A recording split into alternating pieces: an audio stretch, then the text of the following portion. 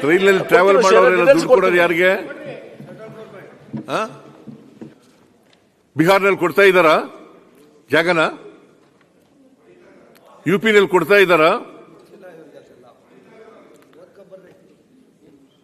ಸರಿ, ತಿಳ್ಕೊಳ್ಬೇಕು ನೀವು.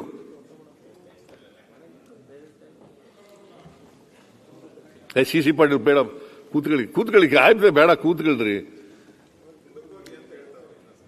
ಮುಂದಕ್ಕೆ ಹೋಯ್ತಾ ಇರೋದು, ಹಿಂದಕ್ಕೆ ಹೋಗಲ್ಲ ನಾನು. ಮುಂದಕ್ಕೆ ನೀವು ರೈಲ್ ಬಿಡ್ತೀರಲ್ಲ, ರೈಲ್ ಬಿಡಬೇಡಿ ಅಂತ ಹೇಳೋದು.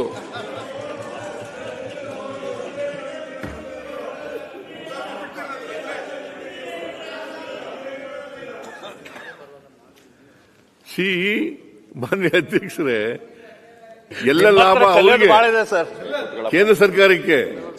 ನಾವು ಜಾಗ ಕೊಡೋರು, ಪ್ರಾಜೆಕ್ಟ್ಗೆ ಭೂಮಿ ಕೊಡೋರು ನಾವು, ಆಮೇಲೆ ಅರ್ಧ ದುಡ್ಡು ಕೊಡೋರು ನಾವು. ಇವೆಲ್ಲ ಮಾಡಿದ್ರು ಕೂಡ ಲಾಭ ಅವರಿಗೆ. ರೈಲ್ವೆ ಸ್ಟೇಷನ್ ಕಟ್ಟಿಸ್ತಾ ಅವ್ರು ದುಡ್ಡೆಲ್ಲ ತಗೊಳ್ಳೋದು ಅವರು. ಪ್ಲಾಟ್ಫಾರ್ಮ್ ದುಡ್ಡು ಯಾರಿಗೆ ಹೋಯ್ತದೆ?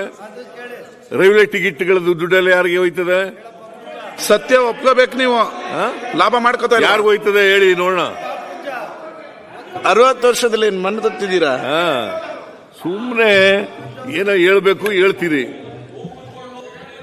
ರೈಲ್ವೆ ಸ್ಟೇಷನ್ ಕಟ್ಟಿಸ್ಕೊಡೋದು ಅವ್ರ ಜವಾಬ್ದಾರಿ, ಅವ್ರ ಕೆಲಸ. ನಾವು ಮನಮೋಹನ್ ಸಿಂಗ್ ಇದ್ದಾಗ ಕಾಂಗ್ರೆಸ್ ಜಾಬ್ ಗೊತ್ತಾಯ್ತು, ಇವಾಗ ಮೋದಿ ಬಂದ ಮೇಲೆ ಈ ರೈಲ್ವೆ ಸ್ಟೇಷನ್ ಗೊತ್ತಾಯ್ತು ಅಂತ ಹೇಳ್ತಾ ಇದ್ದೀರಿ. ಹೌದು.